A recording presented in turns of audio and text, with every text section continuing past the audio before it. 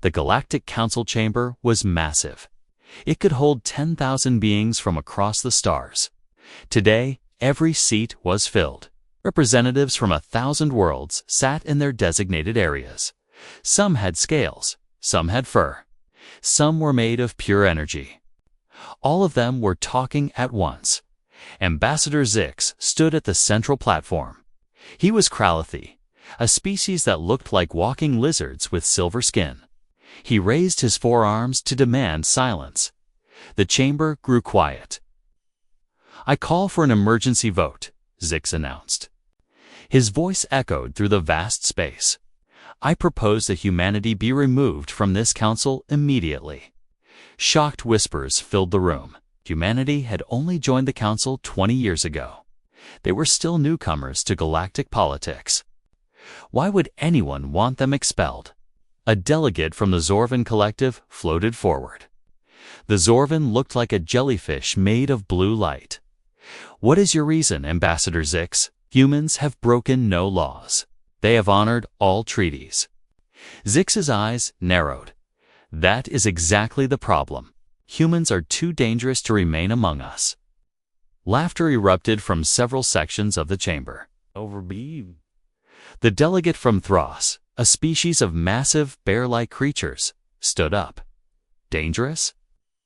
Have you seen humans? They have no natural weapons. No claws, no fangs, no armor on their skin. They are soft and weak." More laughter followed. Everyone knew about humans. They were one of the physically weakest species in the galaxy. A single Thros could tear apart 5 humans with ease. A Kralathi warrior was twice as strong as any human soldier. But Zix did not laugh. His face remained serious. He waited for the noise to die down. "You laugh because you do not understand," he said quietly. "Physical strength is not what makes humans dangerous. What makes them truly terrifying is something else. Something worse." The chamber grew silent again. Beings leaned forward in their seats. Zix had their attention now. "Humans remember everything," Zix continued. "They never forget a debt. Not in 10 years. Not in 50 years. Not in 100 years. If you do something for a human, they will remember it forever, and they will repay it, no matter the cost." The Zorvan delegate pulsed with confusion. Gratitude makes them dangerous. "That makes no sense, Ambassador." Zix turned to face the entire council. "Let me tell you a story. Let me tell you about the Javari." Every being in the chamber knew the Javari. They were a peaceful species of traders and farmers. They had green skin and gentle faces. They never fought wars. They never made enemies. They simply lived quiet lives on their beautiful homeworld. 3 weeks ago, Zix said, the Javari homeworld was attacked by the Devourers. A wave of fear passed through the chamber. The Devourers were the galaxy's nightmare. They were ancient machines that consumed entire planets. No one could stop them. No one had ever defeated them. When the Devourers came, the only option was to run. The Council sent evacuation ships. Zix continued. "We told the Javari to abandon their world. 4 million Javari prepared to become refugees, to lose their home forever. We all accepted this. It was the only way." He paused. His 4 hands gripped the platform edge. Then the humans arrived. The chamber was completely silent now. Every eye, every sensor, every consciousness focused on Zix. "The entire human military fleet came to Javari's space," Zix said. His voice was barely above a whisper, but everyone heard him. 300 warships, 500 support vessels, 40,000 fighters. Every human military ship in the galaxy changed course and went to defend the Javari homeworld. The Thros delegate stood again. "That is impossible. Why would humans risk their entire fleet for the Javari? What alliance do they have? What treaty requires this?" Zix looked at the Thros delegate. "No alliance, no treaty. Do you want to?" Know why humanity sent their entire military to save the Javari. He pulled up a holographic display. It showed an old image from 40 years ago, a small human research ship called the Wanderer. Next to it was a Javari merchant vessel. 40 years ago, Zix explained, a Javari merchant captain named Mora found a damaged human ship. 12 humans were dying. Mora diverted her route. She risked her cargo. She saved those 12 humans. Zix let that information sink in. 12 humans, he repeated. One ship 40 years ago. And for that act of kindness, humanity sent their entire fleet. They fought the Devourers. They lost 15,000 personnel. 90 ships were destroyed. His voice grew harder, but they won. For the first time in recorded history, the Devourers were defeated. The Javari homeworld still stands. All 4 million Javari still live on their planet. Zix turned off the hologram. He looked around the chamber at all the shocked faces. Humans repaid a debt, he said softly.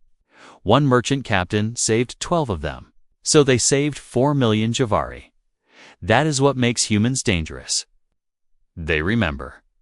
They honor their debts, always. The chamber remained silent.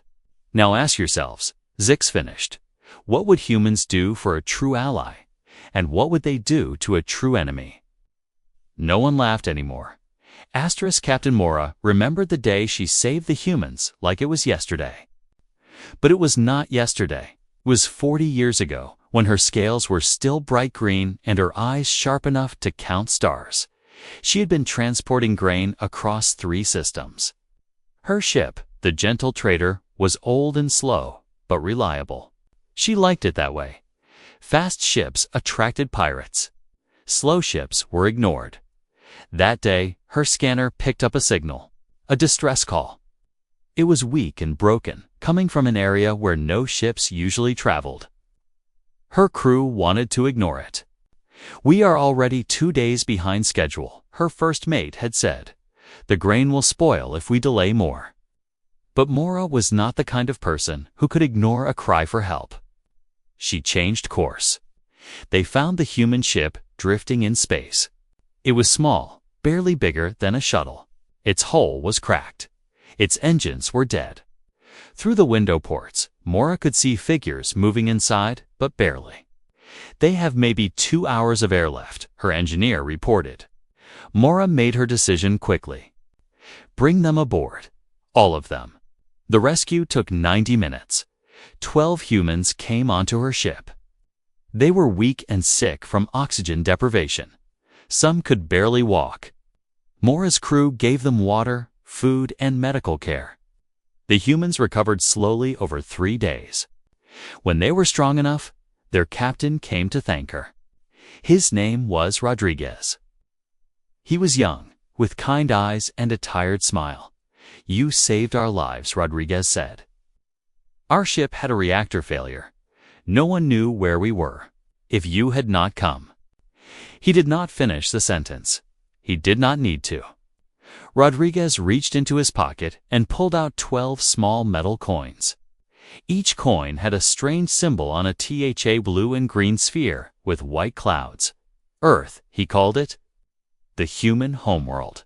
"These are debt tokens," Rodriguez explained. "In human culture, when someone saves your life, you owe them a debt that can never truly be repaid. But we try. Keep this coin, Captain Mora. If you ever need help, if you are ever in danger, send us a message." "We will come," Mora smiled. She thought it was a sweet gesture. Humans were still new to the galaxy. They did not have many ships or much power. What help could they really provide? But she accepted the coin gracefully and made it into a necklace. "I will keep it always," she promised. Rodriguez and his crew left on a council rescue ship 2 days later. Mora never saw them again. But she kept the coin around her neck every single day for 40 years. During those 40 years, the galaxy changed. Humans spread across the stars faster than anyone expected. They built colonies on harsh worlds that other species had given up on. They established trade routes and research stations. But what surprised everyone was their military growth. The humans built warships, lots of them, sleek vessels with powerful engines and weapons that other species did not recognize. When the council asked why they needed so many military ships, the human ambassador always gave the same answer. "We are preparing." Preparing for what? The council members would ask. "For when someone needs us," the humans would reply. It was a strange answer. Most species built militaries to conquer or defend their own territory. But humans seemed to be building their fleet for someone else. The council found it odd, but not threatening. Mora heard these stories over the years.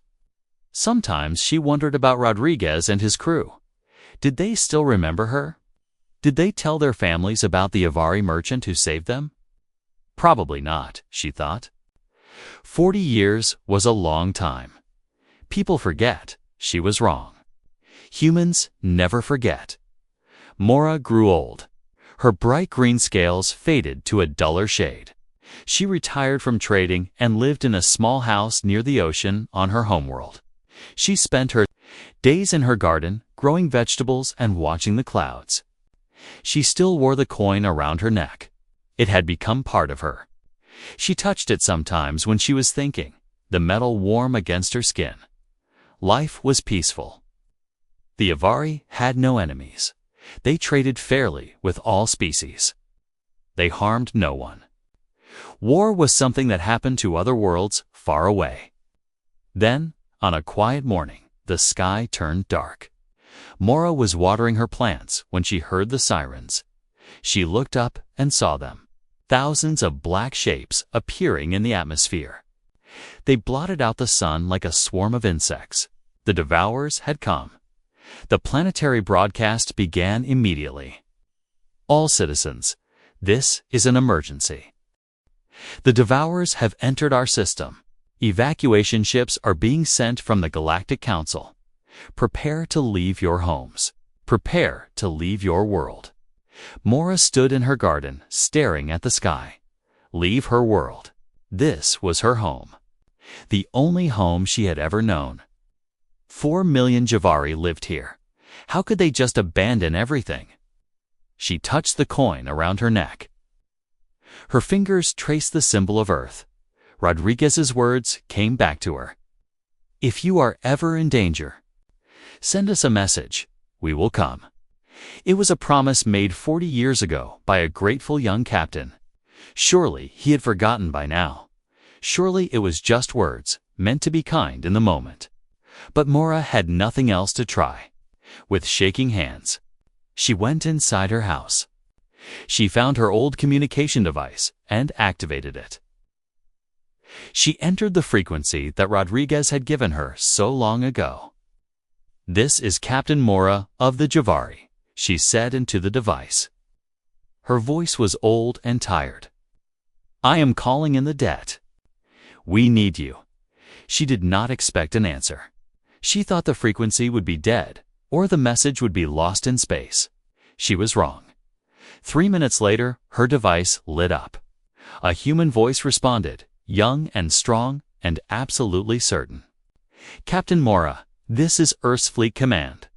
We received your message. Humanity is coming. All of us." Earth's Fleet Command received Mora's message at 0600 hours. Earth's Standard Time. The message traveled through the quantum relay network, reaching the communication center in Geneva. Commander Lisa Park was drinking her morning coffee when the alert flashed on her screen. She read the message once, then twice. Then she picked up the red phone on her desk. "Admiral Chen, we have a debt call." Who? Admiral Sarah Chen was already awake. She never slept much. The Avari Captain Mora, the one from the Wanderer incident. There was silence for exactly 3 seconds. "Sound the recall," Chen said. "Every ship, every unit. Send the coordinates to all fleet captains. Authorization code, debt honored."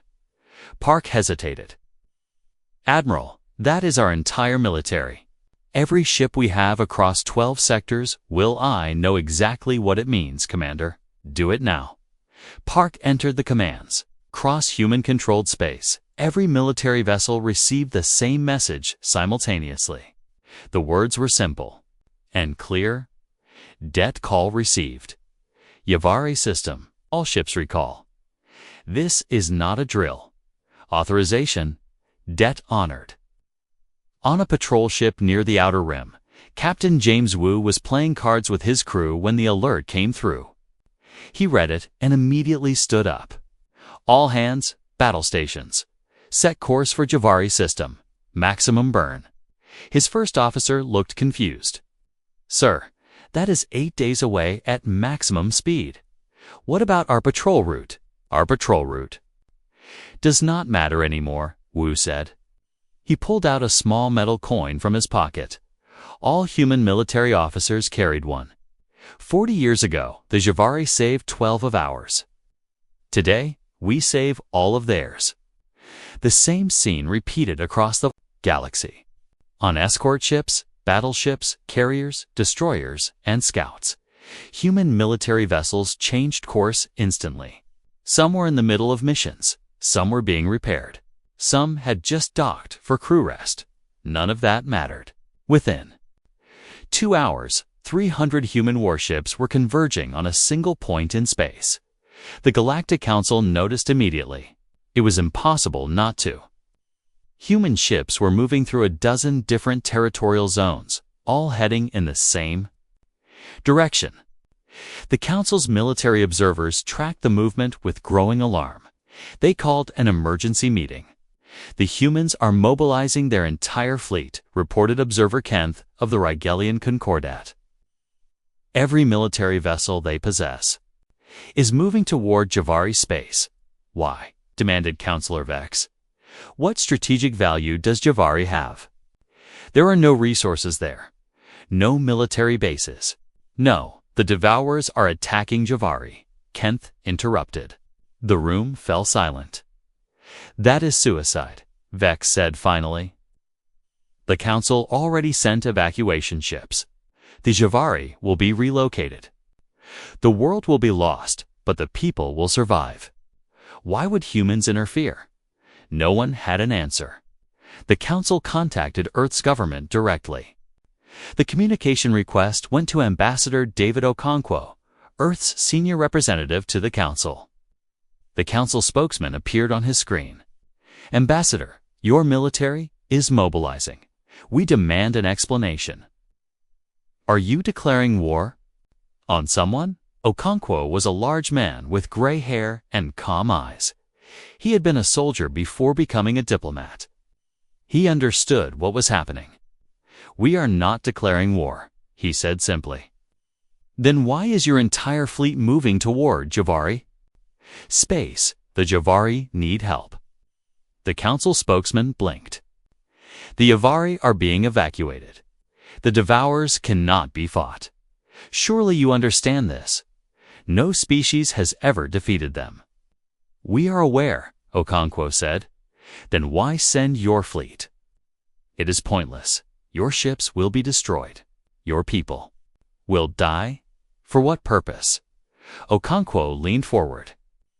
40 years ago, a HFY merchant captain named Mora saved 12 humans. She risked her cargo, her schedule, and her ship to rescue strangers. She asked for nothing in return. That is admirable, the spokesman said impatiently.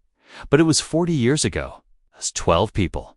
That does not justify 12 humans. Okonkwo interrupted. His voice was steel now.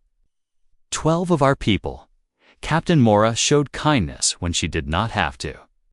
She saved lives when it cost her something. Humanity does not forget that kind of debt. But the Devourers will learn what happens when they threaten our friends. The Council spokesman stared at him. You cannot be serious.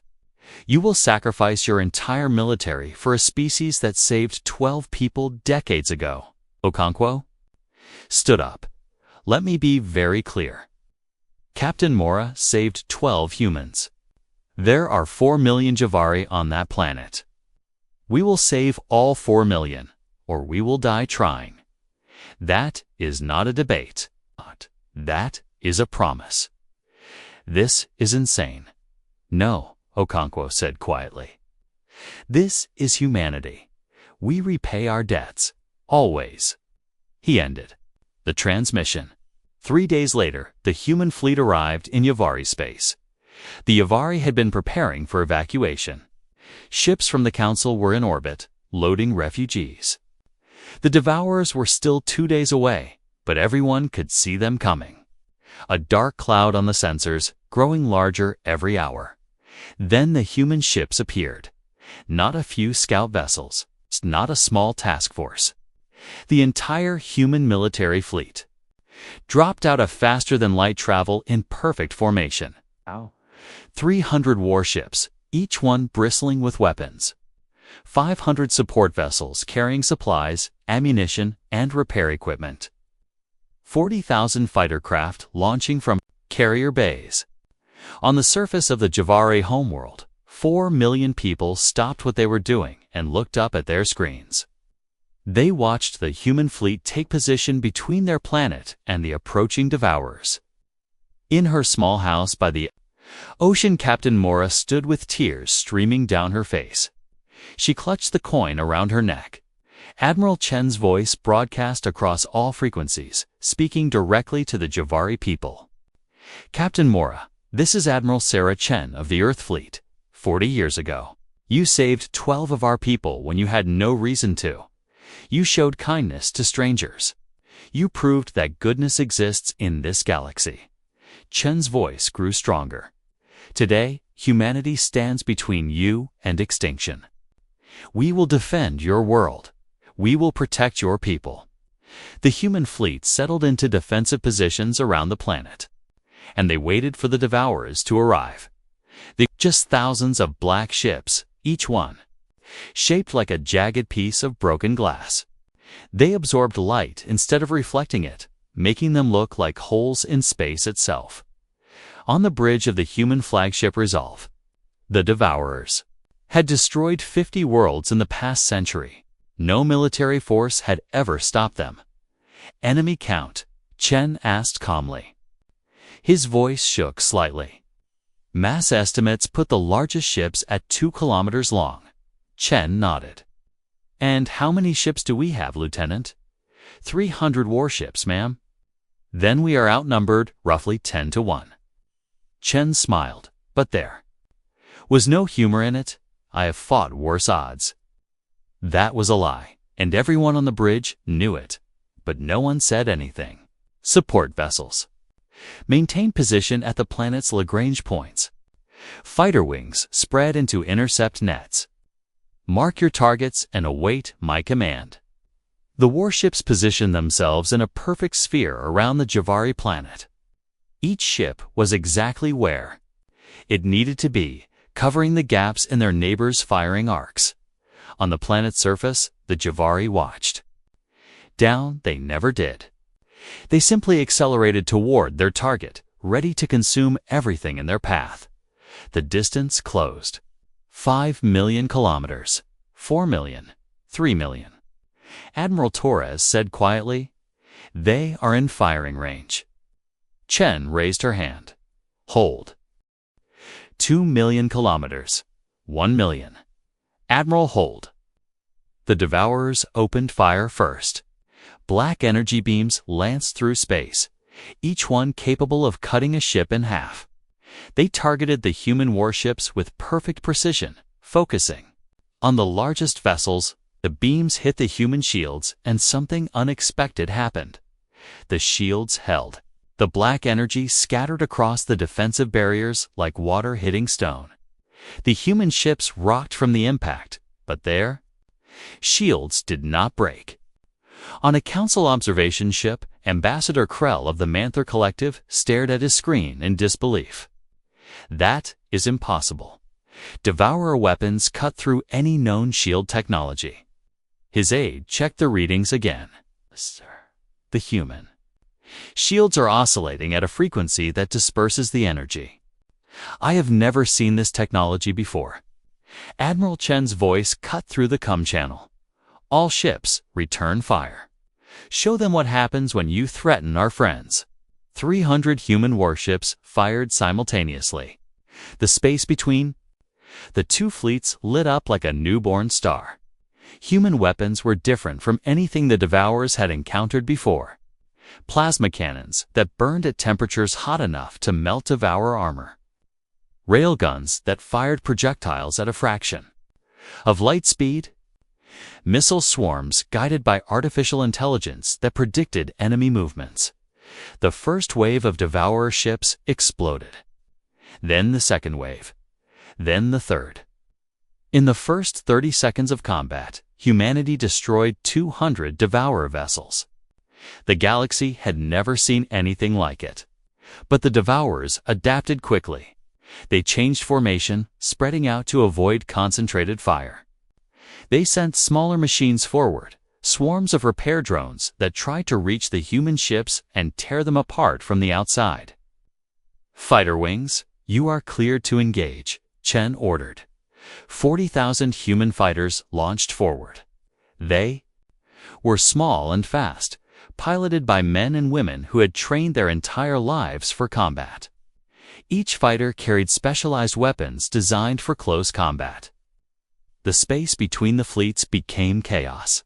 Fighters weaving between capital ships. Explosions blooming like deadly flowers.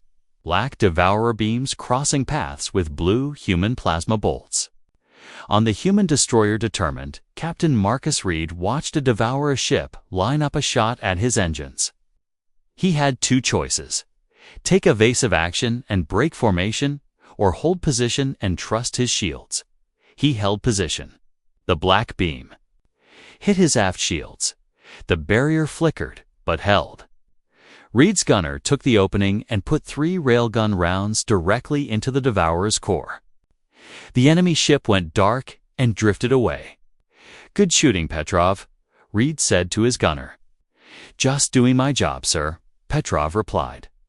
Then, quieter. "Sir, why are we really here? 12 people from 40 years ago. Is that really worth all this?" Reed looked at his young gunner. "Petrov, do you know what makes humanity different from every other species in this galaxy? Our technology? No, our memory." Reed touched a coin he kept in his pocket. Captain Mora did not save those 12 humans because she had to. She did it because it was right. She showed kindness when she gained nothing from it. That kind of goodness is rare, Petrov. When we find it, we protect it. We honor it. We never forget it. Another Devourer ship fired at them. Reed's shield absorbed the hit.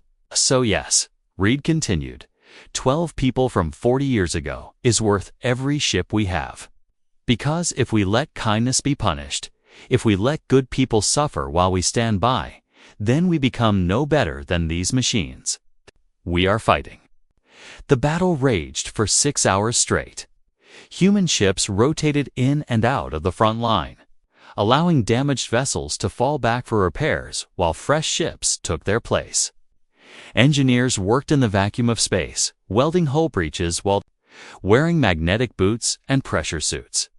Medical bays filled with wounded, but no one asked to retreat. The Devourers kept coming. For every 10 they lost, another 5 appeared. But something was different this time. For the first time in their centuries of existence, they were not advancing. The human defensive sphere held firm. On the planet below, Captain Mora stood in her garden with tears on her face. She could see the flashes of light in the sky. Each flash was a ship dying. Human ships. People dying to protect her world. Why? She whispered to herself. Why would they do this? But deep down, she knew. Because 40 years ago, she had made a choice. She chose kindness over profit. She chose to help strangers when no one would have blamed her for passing by. And humanity remembered. The Devourers retreated at hour 7. It was not a full withdrawal. They pulled back to the outer edge of the system, regrouping in the darkness between planets. The human fleet held position, using the brief pause to repair damage and evacuate the severely wounded. Admiral Chen stood on the bridge of the Resolve, studying the tactical display. Her ship's medical officer had tried to convince her to rest. She had a cracked rib from when an explosion had thrown her against a console. She refused. "Status report," she ordered. Lieutenant Torres looked exhausted. His uniform was stained with hydraulic fluid from a ruptured sealing pipe. 30 warships destroyed, another 47 with critical damage. Casualties are at 5,000 dead, 8,000 wounded. Chen closed her eyes briefly. 5,000 families would receive the worst news of their lives. 5,000 people who had volunteered to repay a debt to strangers.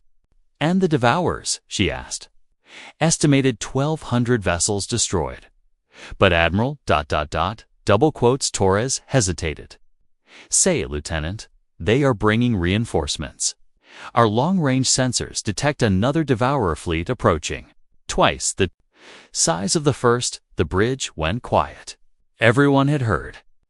Twice the size meant over 6,000 enemy ships.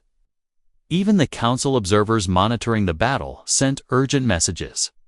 The transmission from Ambassador Krell came through on Chun's private channel. "Admiral Chen, you must evacuate now. You have done the impossible by holding them off this long, but you cannot win against these numbers. Save your fleet while you still can." Chen looked at the image of the Javari homeworld rotating slowly on her screen. 4 million souls down there, watching the sky, hoping that the strange humans from far away would somehow save them. She opened the fleet-wide channel. Every human ship, every fighter, every support vessel heard her words. "This is Admiral Chen. I will not lie to you. A second Devourer fleet is coming. It is bigger than the first. Odds of survival have dropped significantly."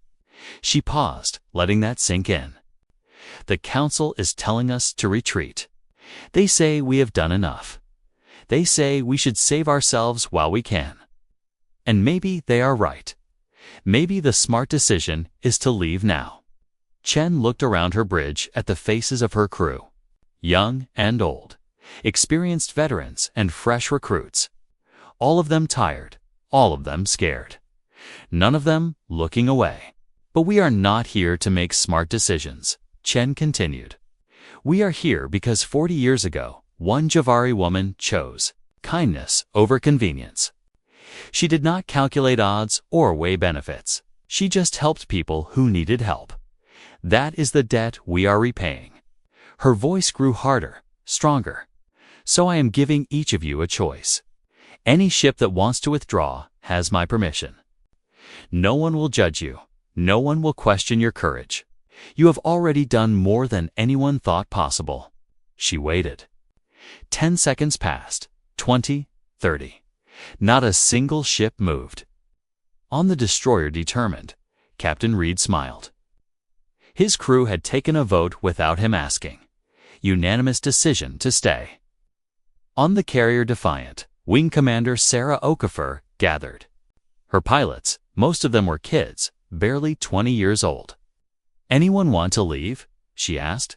They laughed, as if they would abandon their admiral now. On the support vessel Mercy, Chief Engineer Paulo Santos listened to the admiral's speech while repairing a damaged warship. His hands never stopped working. Leave? Not a chance. Chen felt pride swell in her chest. "Then we fight. All of us. For the Avari. IV, Captain Mora. For every act of kindness that should never be punished. We show the galaxy what humanity stands for." The second Devourer wave arrived 4 hours later. They came faster this time, burning their engines at maximum thrust. 6,000 vessels arranged in attack formations that had destroyed countless worlds. They did not repeat their previous mistakes. They spread wide, trying to overwhelm the human defensive sphere from all angles at once. Chen watched them come. "All ships, prepare for full engagement. Fighter wings, I need you to do something crazy." Commander Okoffer's voice crackled over the comm. "Crazy is our specialty, Admiral. What do you need?" "I need you to punch a hole straight through their center formation. Draw as many as you can toward you, away from the main fleet." There was a brief silence. What Chen was asking was a suicide mission. Fighters against capital ships with no support. But Okafor did not hesitate. "Understood, Admiral. All wings, on me. We are going hunting." 40,000 fighters broke formation and screamed toward the center of the Devourer fleet. They moved. In a tight spearhead formation, their engines burning blue-white against the black of space. The Devourers took the bait. Hundreds of ships turned to engage the fighters, seeing them as easy targets. That was their second mistake. The human fighters carried something new. Each one had been retrofitted during the brief pause between battles. Strapped to their underbellies were EMP pulse generators, powerful enough to disable Devourer systems at close range. "All wings, on my mark," Okafor commanded. Her heart pounded. She could see the Devourer ships growing larger in her viewport. 3.2.1 mark. 4,000 fighters activated their EMP devices simultaneously. The electromagnetic pulse rippled outward like an invisible wave. Devourer ships went dark by the hundreds, their ancient systems overwhelmed by the coordinated burst. But the EMP burned out the fighters' own systems too. It was designed to be a one-time weapon. The fighters went dead in space, drifting helplessly. "Eject, all pilots, eject now," Okafor shouted. She slammed her hand on the emergency release. Her cockpit exploded outward, and she tumbled into space. In her pressure suit, around her, thousands of pilots did the same. They floated in the void, watching their fighters drift away. Watching the disabled Devourer ships floating nearby and watching the human warships move in for the kill. Chen's fleet tore through the disabled Devourers like wolves through sheep. Without their shields or weapons, the ancient machines were just metal holes waiting to be destroyed. Railgun rounds punched through them. Plasma bolts melted them. Missile swarms found them helpless and UNDEFENDED in 30 minutes. The humans destroyed 800 Devourer vessels, but the cost was high. 4,000 fighters were gone. Their pilots floated in space, scattered across millions of kilometers. Rescue would take days, and the battle was not over. Chen opened a channel to all the drifting pilots. "Hold on. When this is done, we are coming for every single one of you. I promise." Commander Okafor, floating alone in the darkness, smiled. "Inside her helmet, we will hold, Admiral. Just finish the job." The battle continued. Day 2 of the battle began with darkness. The human fleet had been fighting for 18 hours straight. Crews operated on stimulants and pure determination. Sleep was a luxury no one could afford. The Devourers did not. Tyre did not need rest, did not stop coming. On the Resolve, Admiral Chen had not left her bridge in 20 hours. Her executive officer, Commander Hassan, brought her coffee that tasted like burned metal. "You need sleep, Admiral," Hassan said quietly. "I will sleep when the Javari are safe," Chen replied. She studied the tactical display. The human fleet had been reduced to 210 functional warships. Thousands of pilots floated in space, waiting for rescue that might never come. The Devourers still had over 4,000 ships. The math was not in humanity's favor. But then something changed. Lieutenant Torres suddenly sat up straight at his station. "Admiral, I'm detecting something strange. The Devourer fleet is ... hesitating." "Machines do not hesitate," Chen said. "I know, ma'am, but look at their formation. They have stopped advancing. They are holding position at 3 million kilometers." Chen leaned forward. Torres was right. For the first time since the battle began, the Devourers had stopped their relentless push forward. They floated in space, their black ships silent and still. What are they doing? San wondered. Chen's eyes narrowed. They are calculating. The Devourers are machines. They operate on logic and efficiency.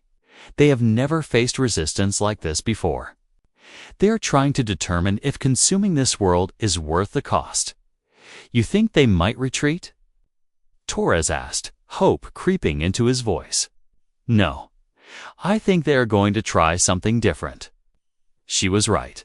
The Devourers changed tactics. Instead of sending their ships forward, they began launching something else. Small objects, thousands of them, shot toward the human fleet at incredible speed. Torpedoes, Hassan guessed. Worse, Chen said. Infiltration drones. They are trying to get inside our ships. The warning went out across the fleet, but it was too late. The drones were too small and too fast. They attached themselves to ship hulls like parasites, burning through the armor with cutting lasers. On the cruiser, unwavering. Captain Yuki Tanaka watched in horror as 20 drones cut through her hull. Alarms screamed throughout the ship. Hull. Breaches on decks 4, 5, and 7. Her damage control officer shouted that the drones made it inside. They were small, spider-like machines, each one equipped with tools designed to destroy ship systems from within. They scurried through corridors, cutting power cables, sabotaging life support, and attacking crew members. All hands repel boarders. Tanaka grabbed a plasma rifle from the emergency locker. Her crew did the same. Throughout the ship, sailors became soldiers. Hunting the machines through their own corridors, Engineer First Class Maria Cortez cornered 3 drones in the engine room. She could not shoot them. A stray shot might rupture the reactor. Instead, she grabbed a magnetic clamp tool and began smashing them one by one. Not on my ship, she growled, bringing the heavy tool down on the last drone. Not today, but the drones were just a distraction. While the human crews fought the infiltrators, the Devourer fleet advanced again. They closed to 1 million kilometers, then 500,000. They were preparing for a final massive assault. Admiral Chen saw it coming. They had minutes, maybe less. All ships with working engines moved to intercept Formation Omega. Pull every reserve fighter we have. Launch every weapon in our arsenal. If they want this planet, they will have to go through every last one of us. On the planet below, Captain Mora sat in a shelter with thousands of other Javari. They had been moved underground when the battle started, but Mora refused to go deep into the bunkers. She stayed near the surface, where she could still receive transmissions. She listened to the human communications. She heard the exhaustion in their voices. She heard the damage reports, the casualty counts, the desperate orders, and she wept. "Stop," she whispered, even though no one could hear her. "Please stop. You have done enough. Save yourselves." But the humans did not stop. The Devourers launched their final assault. 4,000 ships moving as one, weapons charged, ready to break through the human line and consume the planet. Chen watched them come. She thought about Rodriguez and his crew 40 years ago. 12 grateful humans giving a coin to a kind merchant captain. She thought about all the people in her fleet who had volunteered for this mission, who believed that kindness mattered, that debts should be honored. "All ships," she said calmly, "this is it. Whatever happens in the next hour will be remembered. Forever, make it count." The distance closed. 300,000 kilometers, 200,000, 100,000. Then something impossible happened. A new fleet appeared. Ships dropped out of faster-than-light travel directly between the human fleet and the Devourers. But these were not human ships. These were vessels from 17 different species. Kralathi warships, Zorvan energy cruisers, Thros battlecruisers, even small Javari merchant vessels that had been retrofitted with weapons. Ambassador, Zix's voice came over the communication channel. Admiral Chen, the Kralthi Empire stands with humanity. We are here to honor your debt. Other voices followed. The Zorvan Collective stands with you. The Thros clans stand with you. The Manther Union stands with you. 17 species, hundreds of ships, all of them had been watching the battle. All of them had been moved by humanity's sacrifice. And all of them had decided they could not stand by any longer. Chen felt tears in her eyes for the first time since the battle began. "Welcome to the fight," she said. "Let us finish this together." The combined fleet hit the Devourers like a hammer. The ancient machines had never faced this before. Not just one species defending a world, but multiple species fighting side by side. The Devourers' cold calculations had not accounted for this. They had not understood that courage could be contagious. That sacrifice could inspire others. For the first time in their existence, the Devourers were outnumbered. The battle became a slaughter. Not of humans or their allies, but of the machines that had terrorized the galaxy for centuries. Ship after ship fell dark. The black vessels that had consumed 50 worlds were torn apart, their ancient systems finally failing. And then, suddenly, it was over. The remaining Devourer ships stopped fighting. They simply turned and fled, jumping to faster-than-light speed and disappearing into deep space. For the first time in recorded history, the Devourers had been defeated. Not just stopped, but actually driven away. The human fleet and their allies floated in exhausted silence. Then someone started cheering. Then everyone, the communication channels filled with celebration, with relief, with joy. Admiral Chen slumped in her chair. Her body finally allowed itself to feel the exhaustion. "Begin. Rescue operations," she ordered quietly. "Bring our people home." 6 months after the battle, the Galactic Council called a special session. The chamber was more crowded than it had ever been. Every species sent their highest-ranking officials. The gallery was filled with observers, journalists, and historians. What happened at Javari had changed everything, and everyone knew it. Captain Mora sat in a special guest section. She wore formal Javari robes, green and silver.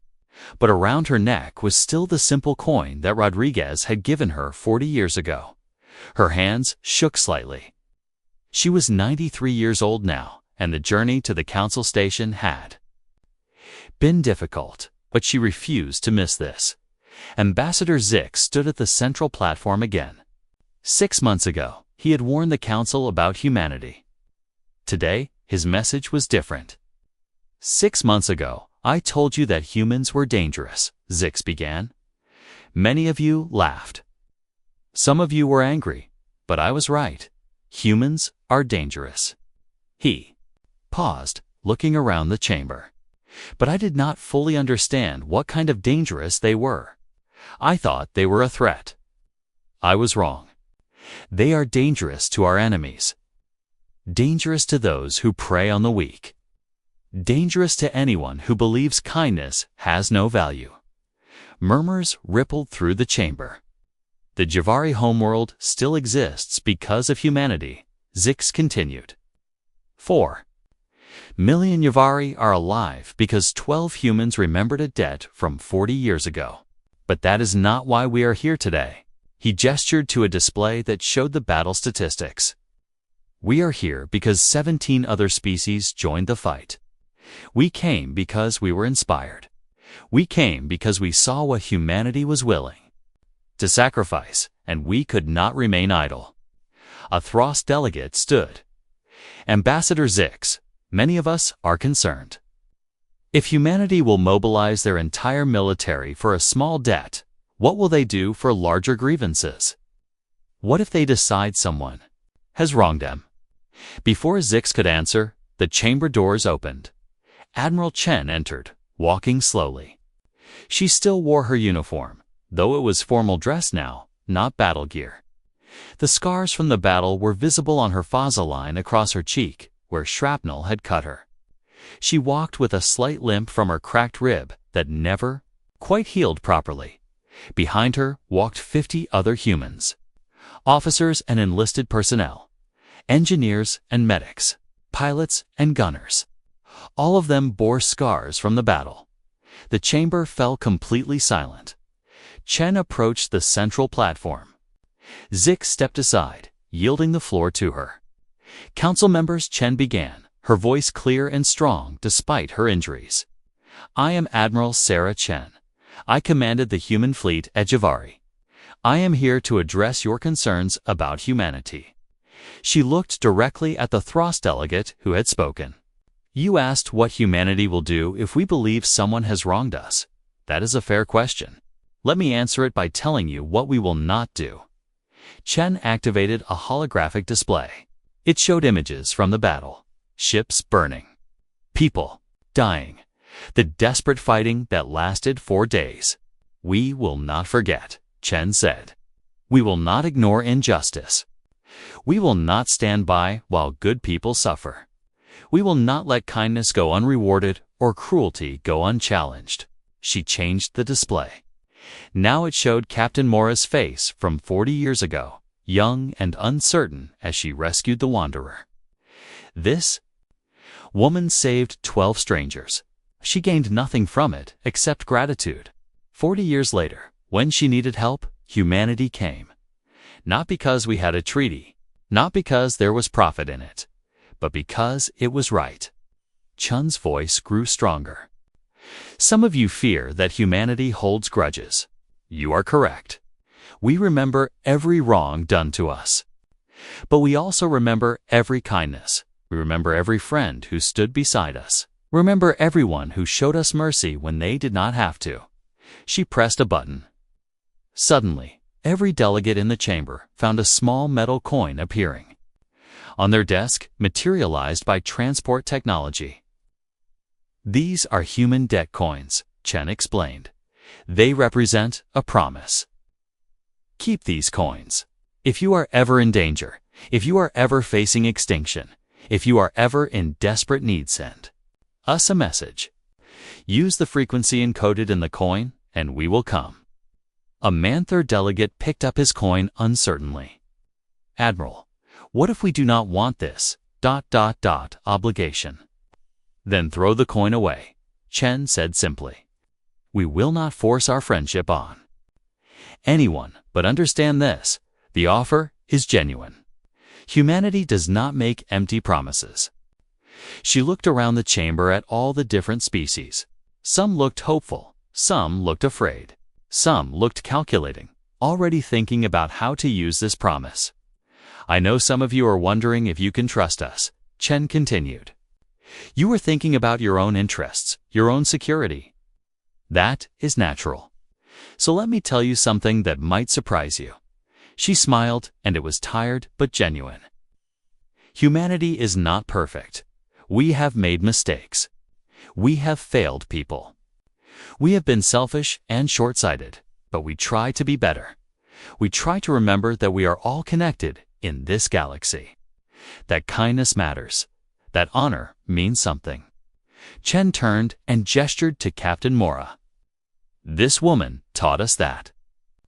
Lesson 40 years ago. She showed us that even a small act of kindness can ripple across decades, can save millions, can change the galaxy. Mora stood shakily, tears streaming down her face. The entire chamber rose with her in respect. So yes, Chen finished, humanity is dangerous. We are dangerous to anyone who threatens the innocent. We are dangerous to anyone who believes might makes right. We are dangerous to anyone who thinks compassion is weakness. She held up her own coin. But to our friends, to those who stand for what is right, to those who show kindness in a dark galaxy, humanity is the most loyal ally you will ever have. The chamber erupted. Some species applauded. Others argued. Some clutched their coins tightly. Others threw them down in disgust or fear. But 17 species, the ones who had fought at Javari, they all stood together. They all held their coins, and they all bowed to Admiral Chen.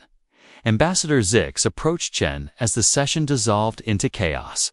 "You have changed the galaxy, Admiral. I hope you understand that." "I hope we changed it for the better," Chen replied.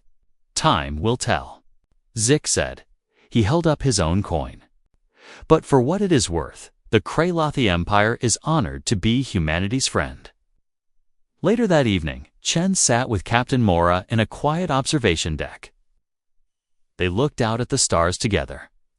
"I am sorry," Mora said softly. "I am sorry that so many humans died because of my call for help." Chen took her hand. "Do not apologize. Those people died doing what they chose to do. They died protecting something worth protecting. There is honor in that. Will they remember?" Mora asked. "Will the galaxy remember what humanity did?" Chen looked out at the endless stars. "Yes, they will remember. And that is what matters. Because somewhere out there, another species will face extinction. Another world will need help. And they will know that there is someone who will come. Someone who remembers debts. Someone who honors promises." She touched her coin. "That is humanity's real message to the galaxy. Not that we are strong or dangerous, but that we care, that we remember. That kindness will never be forgotten." Mora smiled and leaned her head on Chen's shoulder. Two women from different worlds, connected by a simple act of compassion from 40 years ago. And in the darkness of space, the galaxy slowly learned a new lesson. Humanity repays its debts, always.